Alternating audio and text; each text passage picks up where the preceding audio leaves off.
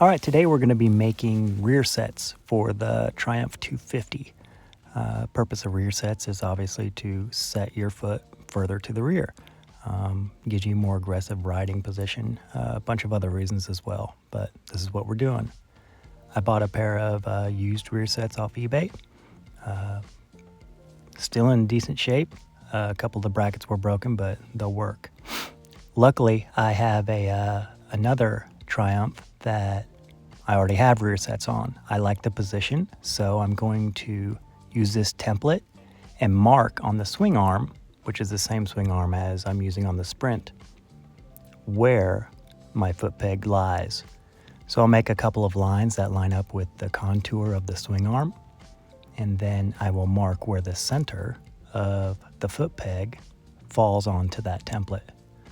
So just reaching back there, I'll just make a little dot where it is.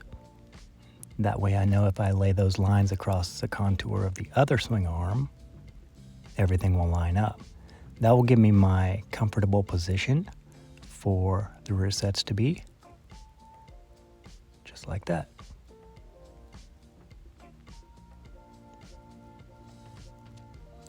Now the frame is different on the Sprint than it is on the Daytona. So, hence the need for lining this up with the swing arm. The swing arm pivot will be in the same place relative to the handlebar, but the frame location for the rear sets will not be. So we need to make this from scratch. Now the rear sets I got are not for this bike, so I'll have to make some adapters. So right now, just lined up the contour lines on the swing arm on the Sprint and marked right through the tape with a drill bit, scratched a hole with, there we go, and make our mark right there. That way I know that's where the center of the rear set foot peg should fall.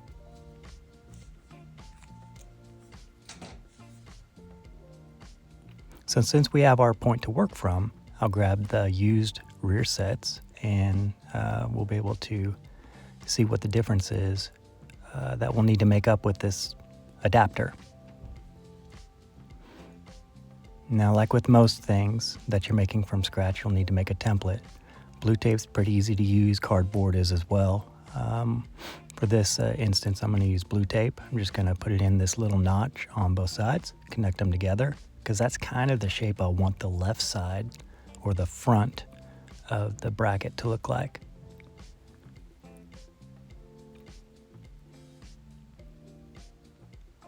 With all your templates, you can just kind of push with your finger, and the oil from your finger, dirt, whatever, if you're working on something, will make a pretty decent indentation and a kind of a little line. You can go back over that with Sharpie just like I'm doing right here, and you'll see exactly where the holes need to be.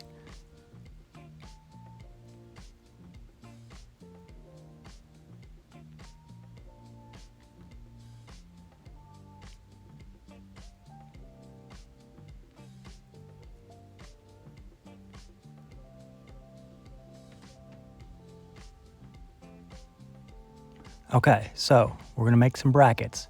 Do not use the cheap aluminum from the hardware stores. This is it's good for brackets and it's good for small brackets to hold non-critical components. But for something like this, you will need some real aluminum, some high-grade aluminum, about a 1/4 inch thick, or 8 mil, 9 mil, something like that. You can find it on Amazon, just sheets of it, on eBay, or you can find it a bunch of different places as well, scrap yards. Most rear set and foot peg hardware is going to be M8 by 1.25. Aluminum is easy to drill and tap, so you can make your own threads as well. So check and make sure, but most hardware for foot pegs is around that size.